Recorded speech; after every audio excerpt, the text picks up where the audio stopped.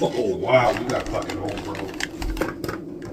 Who the fuck are you? I'm nobody. I am nobody. Anymore. Don't you ask me who I was. Alright. Particular for a fucking ghost or whatever. Particular for a douchebag. Alright. Who the fuck were you? I was your partner, Jacob Marley, bro. Oh, sit down. Have a seat. Can you sit? Yeah, I can sit. You don't fucking believe in me, do you, bro? You don't believe that I'm here, do you? No, I don't believe in you. Well, what other evidence of my existence do you have against the realities of me standing here right in front of you? I don't know, dude. I did a lot of fucking acid back in the day. Man of the fucking worldly mind. Dumb fuck. Do you believe in me or fucking not?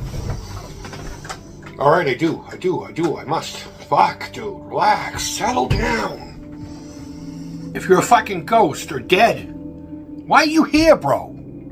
Well, it's required of every man to be out there among his fellow men.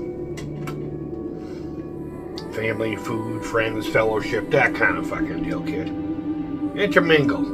Find connections. Travel the world. Experience things. If you don't do it in fucking life, well, guess what? You're forced to do so in death. I can't fucking rest, Ebenezer. I have to constantly move. And the idea is to witness what I didn't share, might have shared. Somehow it's supposed to help me turn to fucking happiness. You know, my spirit never left the four walls of our sandwich shop. Well, you were a good man of fucking business, bro. Business? Let me tell you a little something about business, Ebenezer. Mankind was my fucking business.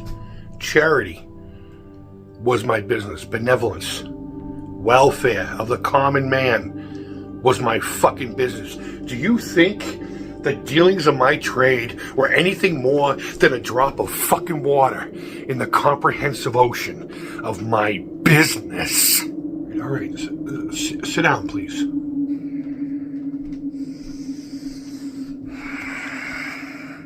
Can you speak a little comfort to me, old friend? No, I don't have any comfort for you, my friend. None. I have none to give but a warning. That's what I have for you. A fucking warning? A grave fucking warning. What's all that shit all over you? Oh, this? I didn't have time to get anything ready. Sorry, just pretend there's chains and boxes on me. I wear the chains I forged in life, kid. I made this shit link by link, yard by yard. Yours was as heavy and as long as this thing was 7 Christmas Eves ago. And you fucking labored on it ever since, bro. It is a ponderous chain. What the fuck are you talking about? I ain't got shit on me.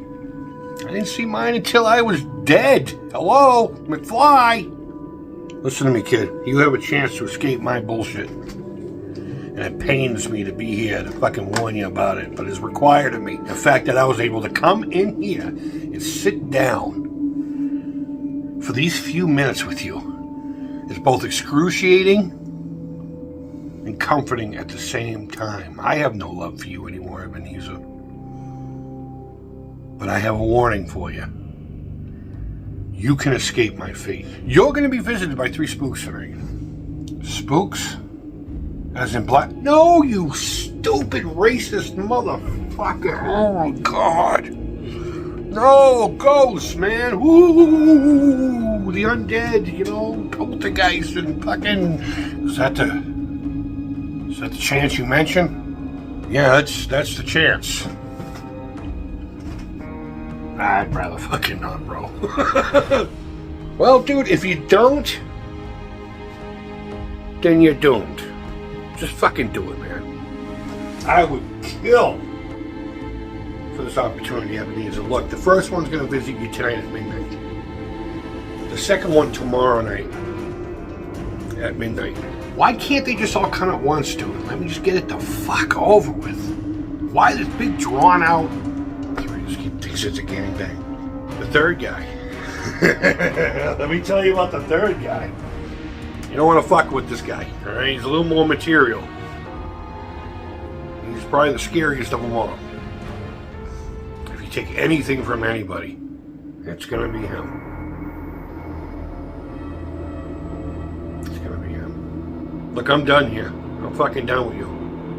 Ebenezer, I got to get back to what I was doing, thank God. Because I think wandering the earth is a little bit better than sitting here with your smelly ass. You see, you still like to clutter every fucking thing up. But whatever you do, don't forget what has transpired between the fucking two of us today. Your life, your soul, depends on it. Now look away, bro. Look away.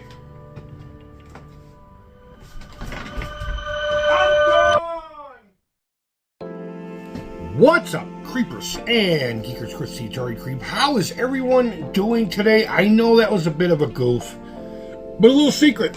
It has always been my dream to play Jacob Marley. And I could play it a little more serious than that. I was just like, alright, it's a cell phone, I'm in my dining room. But I never aspired to be an actor of any sort. But I've always wanted to be Jacob Marley. He's my favorite character of all stories. A Christmas Carol being, it ties with Telltale Heart all the time. But it's my number one favorite story. As a matter of fact, my sister gave me this a couple of years ago. And this was a book from my childhood that somehow, I don't know how she ended up with it, but I must have read this thing 1,000 times a year. I also had a record. Campbell Soups would put on a radio drama, I guess you would call it, of A Christmas Carol with Lionel Barrymore as Scrooge and Orson Welles narrating it. Campbell Soup would host it. It was usually on, I think, BZ 10:30 a.m. every Christmas Eve. And I remember listening to it on the radio while we all got ready to go to my aunt's Christmas Eve party. But I did have the record of it, and I recorded it to a cassette player, and I would listen to it all the time. In fact, I'll put a link, if I remember, down below. There's a copy of it here on YouTube. There's actually a couple different versions because they used to do it live.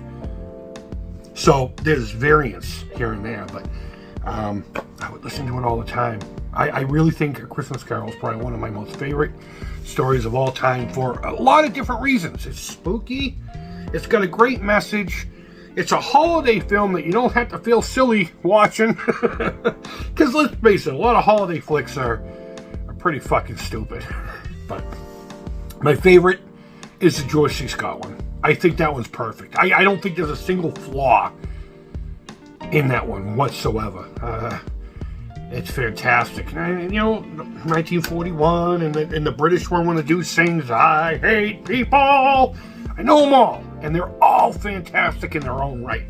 There's even one from the 60s. It was an artsy, experimental kind of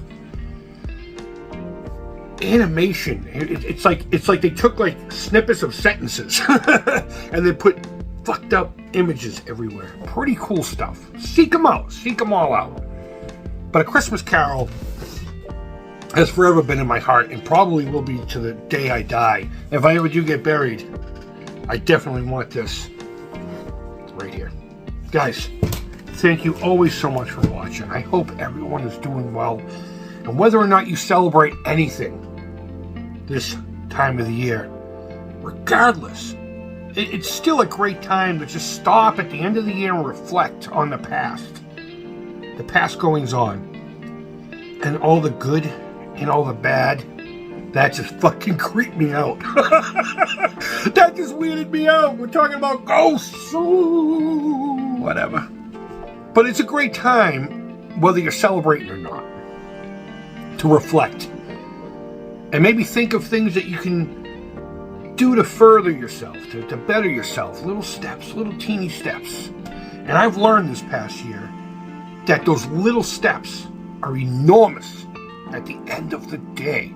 I'm trying to start a small reptile hide and small pet hide business. Little homes for little creatures, And I got overwhelmed by it, thinking, I have to have all this product. No, one little step. Every day I try to do at least one little thing to get me closer.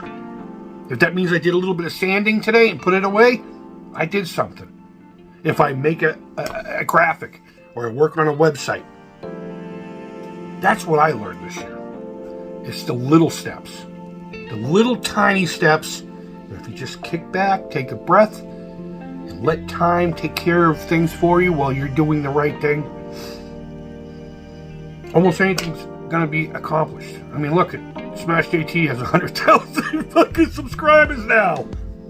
Anything's possible in this world. It's a Christmas fucking miracle. Congratulations, kid. But that's neither here nor there.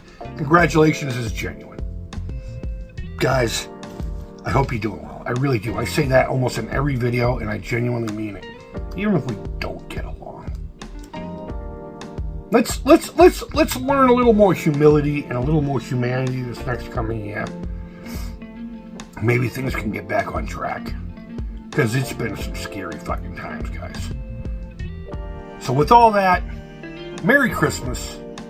I hope you had a wonderful Hanukkah. And I don't really know any others besides Kwanzaa, and I don't even know when they celebrate it. But if there's anything that goes on this time of year for you and your family, whether it just be for fellowship, if it was religious, I hope it's wonderful. And with that, guys, thank you so much for watching. Happy New Year. Until next time, don't forget to creep it real. And bye-bye.